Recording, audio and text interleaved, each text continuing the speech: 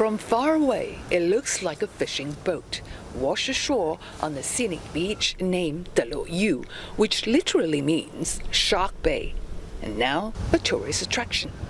Now, this particular boat landed on the resort island of Langkawi, northern parts of Peninsula Malaysia, in the wee hours early January.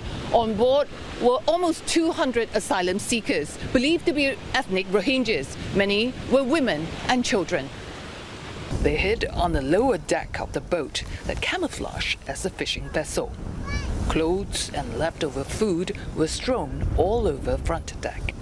All 192 people were arrested by the island police and handed over to the immigration department. Setiap hari sebenarnya pasukan pengawasan kita mengesan bot mereka hampir setiap hari di perairan laut antarabangsa. Ya, hampir setiap hari. Okay. Sekarang ni kita jaga. Kita tempatkan mereka di depo immigration, kita profilkan mereka. Itu atas tindakan kemanusiaan. According to the Malaysian Maritime Enforcement Agency, 2 more boats with more than 300 asylum seekers were turned away recently after they were given food and water. They were later reported to have landed near Aceh, Indonesia.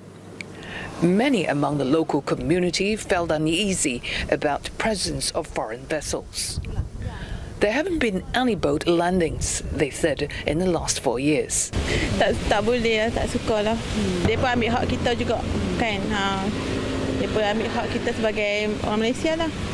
Macam hospital tentu, apa-apa sekolah pun mereka boleh masuk, mereka boleh buat, tak boleh. Tak adil lah macam tu. As at the end of last year, the United Nations Refugees Agency, UNHCR, recorded almost 200,000 refugees and asylum seekers in Malaysia. Some 170,000 registered are from Myanmar, and the majority are Rohingyas. Now, for decades, the ethnic Rohingyas have faced persecution in Myanmar. Now, tens of thousands have fled Rakhine State on board a rickety boat like this across the Chopper Sea from the Bay of Bengal to reach Malaysia in a journey that could take up to 2 weeks. Arfad fled Mongdo and came to Malaysia almost a decade ago. He now teaches at a community school funded by UNHCR on the island of Langkawi. The father of 2 said he's grateful to Malaysia for giving him and his family temporary refuge, despite not being a signatory to the UN Convention on Refugees. Here people is kind heart for temporary. We feel safe not for a long time, so we have been waiting for UN considerations for any resettlement, or if our country is peace, we need to return to our country, like the voluntary return. But the situation seems to be getting worse back home, he said, with communications cut off by the army. He hopes that Malaysia's role as the ASEAN chair this year will help shine a spotlight on the plight of Rohingyas and stop the persecution. And at least 30 ASEAN meetings will be held on the island of Langkawi this year.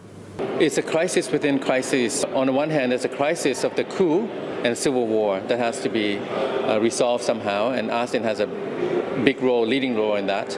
But within that crisis, ASEAN also has to bear in mind the Rohingya crisis in Rakhine State, and to somehow deal with the Arakan army so that they tone down, they cease the persecution of the Rohingya Muslims. With much of the world focusing on the Russia and Ukraine war, as well as the conflict in the Middle East, the Rohingyas hope that their plight will not be forgotten. Melissa Go, CNA, Langkawi.